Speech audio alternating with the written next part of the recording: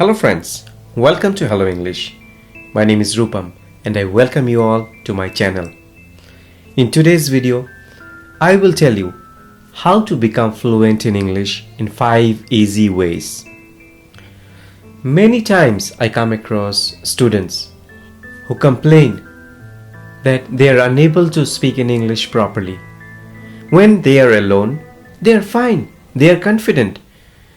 But when it comes to talking to others, they get confused. They are unable to speak properly, fluently. So today we will discuss about this and I will tell you how you can overcome this problem in 5 easy ways. Try to follow this for at least 3 months and see the difference. So my dear friends, before I start, one small request. If you like this video, please do subscribe. Yes, I keep uploading videos every day for you to benefit. So if you have not checked these videos, you can go and check these videos. Many of my subscribers, many of my friends, they are liking this video. They are commenting, "Thank you sir for this wonderful video." Just check once. So let's begin with today's lesson.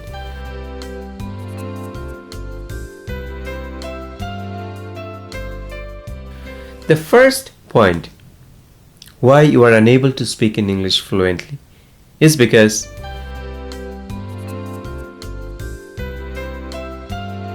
English is a complex language. Lot of verbs, lot of adjectives, tenses, articles, grammar. Oof, we get puzzled. We have a big problem, sir. I am from a country where Hindi is the main language. And English is not at all related to Hindi. So, it gets more difficult for us to learn English properly. Also, English is confusing, English is complex. Why I say this? Because there is something called homophones. Now, what is homophones? Homophones are words that sounds the same but different meaning. Take the example of boulder and boulder. How you will understand what's it said. Boulder means who is bold, who is strong. And the other, boulder means it's like a rock. Got it? Now, few days back I heard one sentence been said by someone.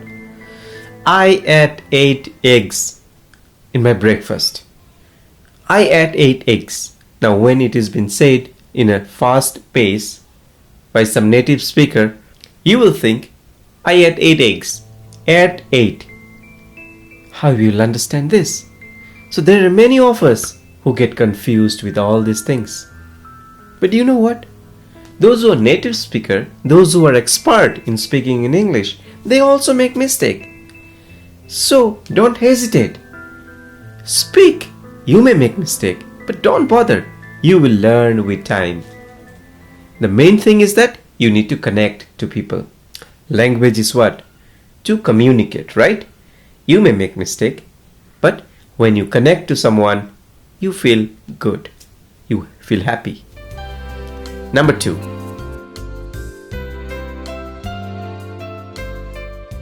Many feel they are judged. The universe has judged you. Many feel if they talk with someone, people will make fun out of them. So it is better not to speak. No jamela, no problem. Many of us, we choose not to speak. That is the problem. So if we don't speak, how we will gain fluency? You need to know this. As I said in the first point, native speaker, they also makes mistake. One example is that when I was working with the American company, one day my boss, he said something.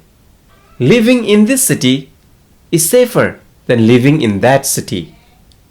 Well, I got confused. I felt there is some mistake because here we are comparing between two places, this city and that city. Many native speaker, they say more safer. That communities are going to be more safer in the future. So they're a lot more safer than your car. But that is also wrong. Instead, we can say much safer or a bit safer. That can be used. Well, that is one of the reasons why we hesitate to speak in English. Number 3.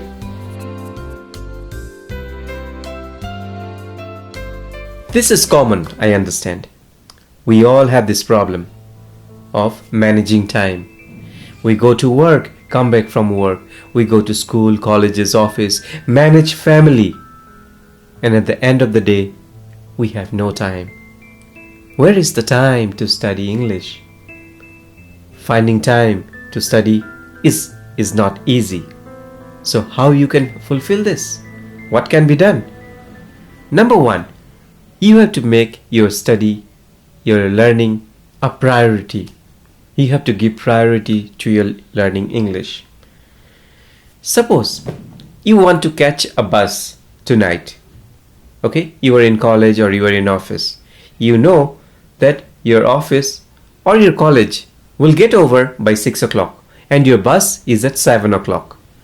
If you cannot catch the bus, you won't be able to reach home. You will have that in mind that I have to come out of my office or college little early so that you can catch the bus on time. That is a priority. Same way, when you go home, you feel tired, you enjoy movies, or you sit down with a mobile phone. Instead of that, you can just sit down with your books for some time, 10 minutes, 15 minutes to start with, my dear, and you see the difference. How nicely you will be able to learn English. How nicely you will be able to speak English after a certain point of time. Also, another way is that whenever you're doing something like you're cooking or washing or you are relaxing, put on your headphone, listen to something, some comedies, some podcast, some speech. This way, some information is going to your mind, right? In English. And you are learning. Knowingly or unknowingly, you are learning. Next, you have to change your routine. If you find that your house is full of your family members, your relatives keeps coming, your friends keeps knocking at the door, and you have no time for your practice. So you need to change your routine because we all have to live in the society and we have to give time to each other. But you also have to learn English that is there in your mind. So change your routine in such a way that at least you get some time for yourself. Got it? Let's move on to point number 4.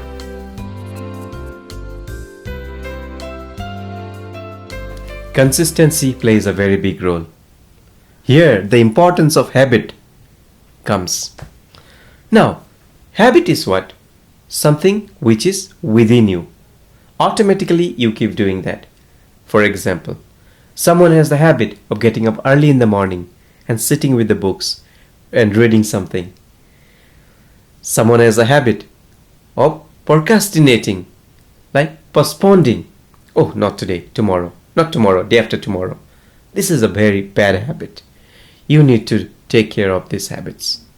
So it is very important to cultivate some good habits. Like when you get up in the morning, read some grammars. Or if you want, you can listen to some podcast. That will help you to improve your English. I'll give you an example. Suppose you go to a party. Okay, and you promise to yourself that you will not eat sweet the entire week. No sugar. This is a sugarless week for you.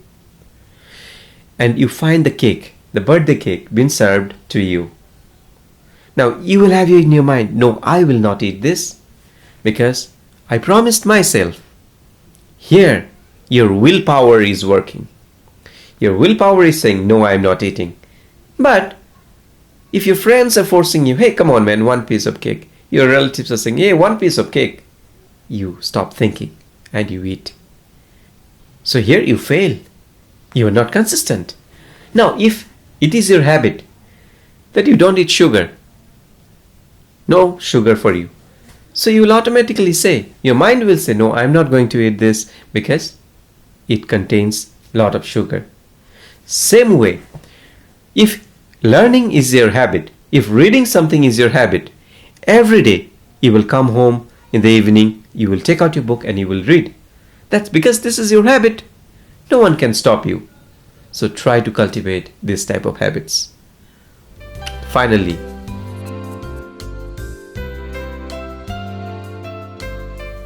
so many of my students, they tell me, "Sir, I'm so shy. I don't want to speak in front of others." What to do? It is not only a problem of few people. Many people face this issue. Some say it is shyness. Some say they are scared. They are afraid to speak in English. How to overcome this? It's easy, my dear friend. Listen very carefully. Number one, find out someone who you are comfortable with. Maybe your friends, your girlfriend, boyfriend, your partner, or your family member, anyone who you are comfortable with. Start talking. Every day, 10-15 minutes, talk in English. Have a good conversation. You can also do a small talk to some strangers, to some people who you hardly talk. Small talk means what? A small conversation. Hi, where are you from? What is the time now? Can you tell me where is the bank? In the grocery, suppose. How much I have to pay you? What is the amount? So these are small talks. Make a habit, and slowly you will be able to speak in English properly. And you know what? A wonderful thing you can do. You can talk to kids. Suppose you have kids in your neighborhood. Start talking to them in English, because they will never judge you. You talk to them, they will feel good. They will also try to talk to you in English. So make it a habit. Find some kids and do conversation with them in English. It will be fun, it will be enjoying, and at the same time, you learn and the kids learn too. So my dear friends, this is a wonderful lesson. I'm sure if you apply this in your life, you will get a lot of benefits. I wish you all the very best. See you again in the next video.